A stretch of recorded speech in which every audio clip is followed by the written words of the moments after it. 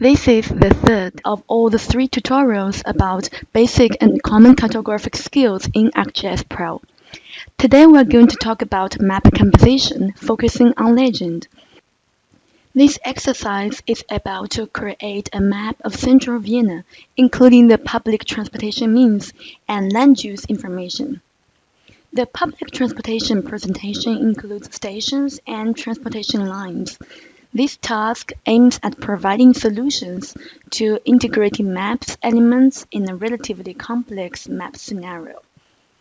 All the datasets are downloaded from Öffnen Data Österreichs. Processing software is ArcGIS Pro. To begin with, we're going to talk about where and how to download the data.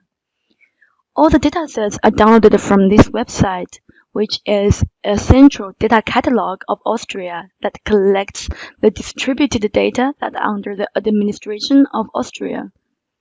And this data catalog offers abundant choices of data categories and formats. In terms of geographic information, it has formats of shapefile, JSON, KML, WMF, and a lot more. The links to all the datasets can be found in the slides. So here we come to this website. And here we got 4 datasets. The first one is the real land use data of Vienna, and the second one is the public transportation stations and public transportation lines and the districts of Vienna. The format of the datasets that we need is shapefile, so we only click on the shapefile and then enter resource. And after we click here, the data will be automatically downloaded. All the datasets that are downloaded will be in zip format, so first we need to unzip it, then it will appear as few folders. Now we can start to practice in ArcGIS Pro.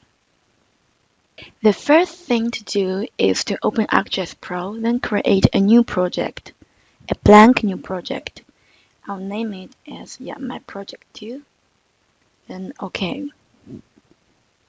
This is the opening page when we just create a new project. Here are a few stuff that are connected to our project. What we're going to do is to right-click on folders to add folder connection, to connect it to where our datasets are, which saves a lot of time in the later processing. So I'm going to navigate to where my datasets are.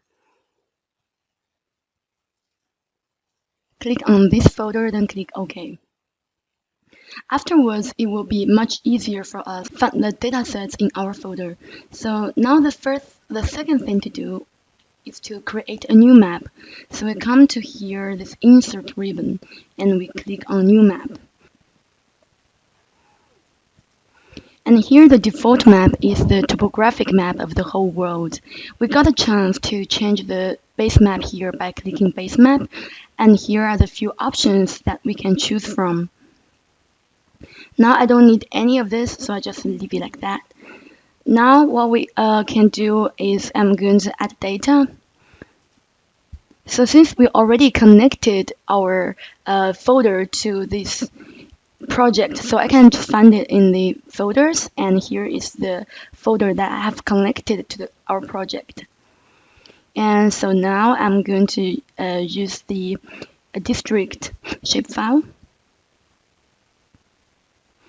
And in ArcGIS Pro, we can explore data by clicking here, and then we can move the map up and down and zoom in and out.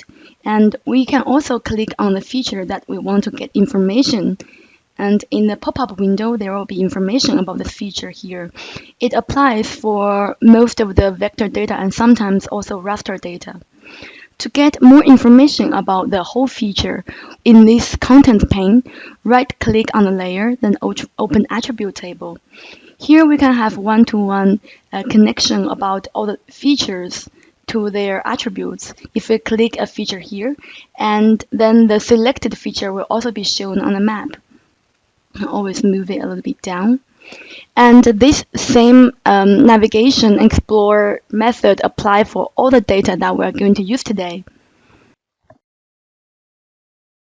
Then by the same procedure, we have to add the other datasets also in our map.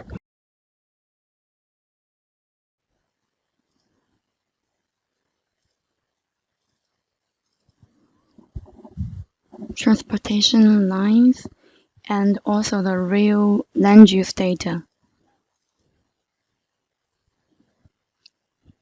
In this contents pane, we can always move the layer up and down to change the visualization of the whole map. And when we select this feature, we can unselect it by clicking it or by a clear. The topic today is about map composition, so a clear and neat and also a very meaningful map is very important. The first thing is to symbolize the point layer. So in the final layout, we are not going to include the topographic base map, so here we can unclick it. And now we come to this point, we click on that right click, then choose Symbology. For a better visualization of the stations, we need different symbols for every kind of station. So here we are going to choose unique values. We have to see what the fields this station feature has attribute table. So here we can see in the linear field that we can use to symbolize the different kinds of stations. We're using H linear and click yes. This usually takes a long time to load, but we don't need so many categories. The only categories that we need is the U-Bahn station, S-Bahn station, and the bus and Straßenbus stations. Here we can find the form from the name of the lines. So the one that starts with U means it's U-Bahn, and the one that starts with S means it's S-Bahn. All the others belong to Bus and Straßenbahn. So for example, we are going to click U1 and to U6. Then right click on that, then group values. Here we're going to use the same procedure for the other two categories. Then the S-Bahn stations. Right click, group values. Then all the others belong to one group. The labels also need to be changed. So we click twice, then change this to U-Bahn station. Change this to U-Bahn station, S-Bahn station, and Bus and Straßenbahn station.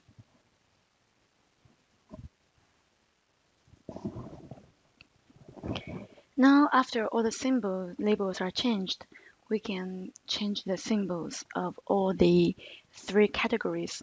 The first one we're going to change is the U-Bahn station. We click on this symbol and we go to Properties and click on this. Here we are going to add symbol layer. The one we are going to choose is the marker layer and add it twice. And go back to click on this, then here we can have a view of all the two markers that we just created. I'm going to make the first one as the letter U and the second one as the background color. So this one I choose the first one, then I'll choose font. Then here the font I'm going to use is U, but the font will be Arial. Then U. And the outline width will be 2 points. Outline and size will be 9 points. And the color is white. Outline color is also white. Then the second shape marker, it should be this one. And the color should change it to darker blue, maybe a little bit darker. And outline width will be no color, and outline width will be 1 point, and the size will be, here we can have a preview about what it looks like. Choose apply. The same procedure goes to S-Bahn. Click on S-Bahn station and the property will be to ship marker. And come back here. The first one should be Arial S, and color would be white, and outline color will also be white. Outline width would be 9. This would be 1. This would be 9. And then the second one should be a circle, and color would be dark green. Then outline width is 1 and size will be 13. And width will also be dark green.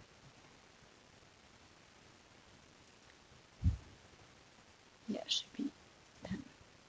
Supply. The symbols for bus and Straßenbahn will be a lot easier since there are a lot in the city. So if we make it too detailed, there's no much point in doing that. Click on this symbol. Then colors might be orange, red, maybe this one. And in outline width is 0 and size will be 3. Apply. To make the map more vivid and detailed, we will label the U-Bahn stations with their names and only U-Bahn stations. And for the reason that we are not going to export the whole region of Vienna, we can zoom into the actual region that we want to map, which is the Vienna center. To label the layer, we come to this contents pane, click on layer, right click, then choose label properties. Now the label class pane is already appear here. And we need to find a way to select the U-Bahn station points from all the points. And as I have said, all the U-Bahn station, the name of it starts with a U. So here I'm going to use a language, Arcade.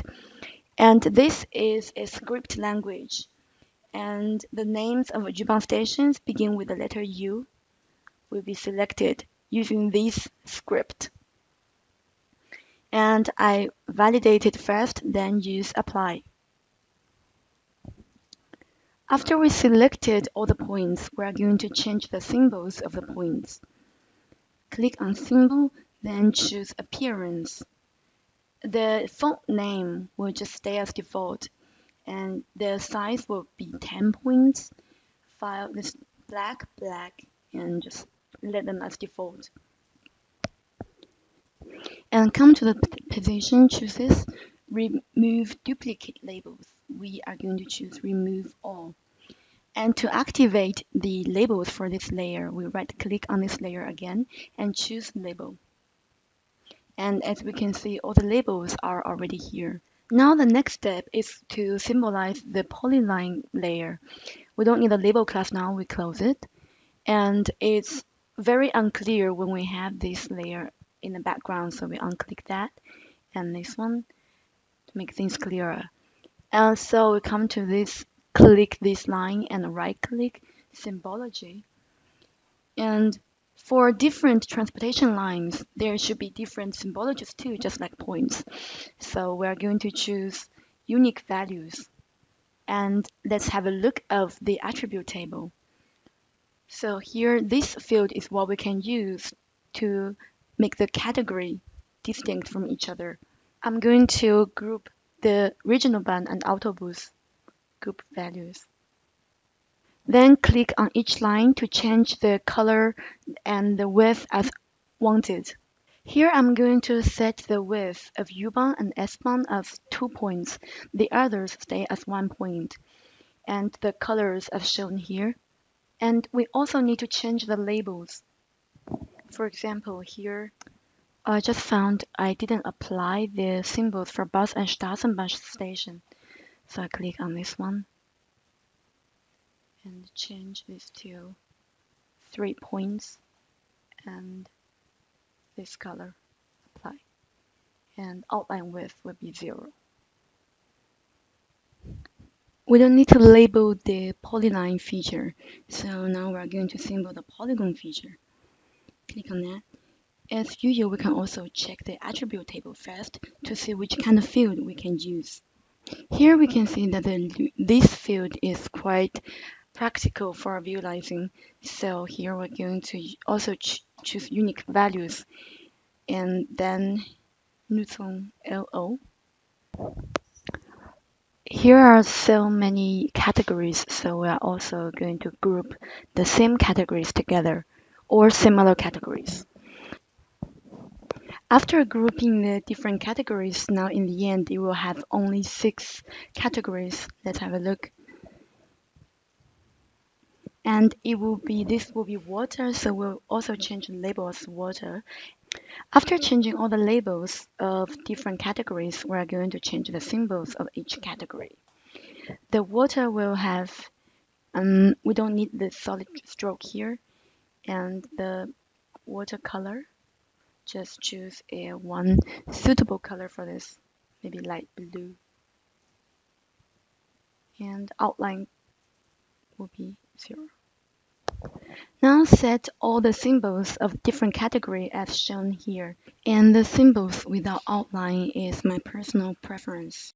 Afterwards, we make the symbology pane as the normal size. And here we come to the point that we want to label our polygon layer, since we also want the district information appear on the final map. So here is the reason why we're using this layer. Come to the attribute table to see that in the name, here are all the names of every district. We're not going to visualize this data, so it will be no color and outline is also no color. And this also need to be on the top of this polygon layer. The symbols, properties, and nothing here, apply. Then pick this, right click on that, go into labeling properties. Then we can also change it here in the feature layer ribbon, clicking labeling. And the field will be name, this one. You come to the symbols of the labels. Click here, symbols. And font name, we choose it as Arial. And font style will be bold. Will be 80 points. And the color will change it to dark to brown. Apply. Afterwards, we click on that and also click a label. Then all the names of the districts will appear here. To make the name of each layer more meaningful, here we can click on that twice to change the name of each layer. After changing, this will be station, transportation line, and because we are not going to show this in the final map in the legend, so there is no need to change the name of it, and also land use. As we can see in the map, there is some overlapping even if we zoom in or out. The overlapping is still here. It's the labels of different features. So here we can set it by clicking labeling and here more, find out weights. Then we are going to change the station, the weight as 100 and transportation line as 500 because we don't want the label of the stations overlap the transportation lines. And this one will have the least number. Apply. Okay. And then this is solved. Afterwards, we are going to create a new layout for our final map. Go to Insert and New Layout. Here are the sizes that we can choose from. Today I'm going to use A3 landscape. And hit this. To insert a new map of the map frame that we just created, we click on map frame, then map. And I think it's a little bit big comparing to the one that I want, so I go to map and I zoom in a bit. And then I come to layout, delete this map frame, then add this one again. Now here is the map size and the region that I want to map. Then I move it a little bit bigger. For the needed map symbols, we can find all of them here. So I don't need grid here. I need a north arrow. I choose a simple one, a little bit bigger, and I just put it on this map. Then I also need scale bar. I choose this one.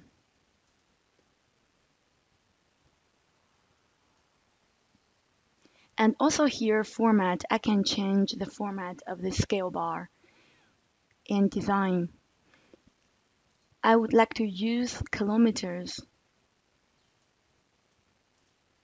And label, I'll change it to something simpler, km. And subdivisions will be 2. Okay, let's zoom in a bit. I'll change it to the normal size. Now it's 1.5 kilometer and divisions 2 is better. Now I'm going to insert legend. Legend is the most important in the map today. I'm going to click on legend.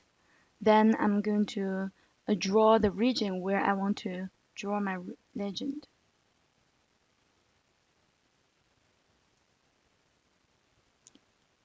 Normally the format of the legend is not really what we want, so we can always change the legend here also in the map frame. For example, we don't need this line, we can just click it, change it here, just delete it, and here will disappear automatically, and we'll do the same for this. I would like to this background for this part to be gray, and now here is my solution to this. Insert and rectangle. And here now I draw a rectangle. Then it will on the top of all these layers. So I'll move it down to map frame in the content pane. Then I will change the color of it. Line to be no color, but fill I want it to be. Now I'm going to change the symbols of the legend. So first the text symbols. I think it will look better when it's white with this background. And I want to change it to Arial, regular, and color will be white. And let's apply. But there are still some changes that I want to change to my legend which cannot be changed automatically. So what I'm going to do is going to click on legend, then right click and choose convert to graphics. It normally will take a while. Then right click again, choose ungroup. When the legend is turned into graphics, that means the legend is no longer connected to the map, and every changes I have done made to the map won't be synchronized to the legend. So here I'm going to delete this one. Just simply click on delete. Click again and ungroup again. Then click this and this. Now I'm going to move this a little bit up to make it more consistent. The same procedure goes to the next 2 categories. For the title of the map, I'm going to insert text. Just draw a big one here. Then I can either double click here to change the text, or I can just change it here. And the symbols of the text can be changed in Format Text pane. About the borderline of the map, we can simply click on the map and choose Format. And the line, just choose it as no color than the background. After all these settings and editing, my final map is like this. As you can see, we have scale bar, and I have the text of the map makers and legend, and also with the title of legend and title of the map and north arrow labels. This is my version of Vienna map after all the procedures. You can always find out more ways to symbolize the map, to integrate all the features, and also about how to design the map. This is the end of this tutorial. Enjoy your map making with ArcGIS Pro.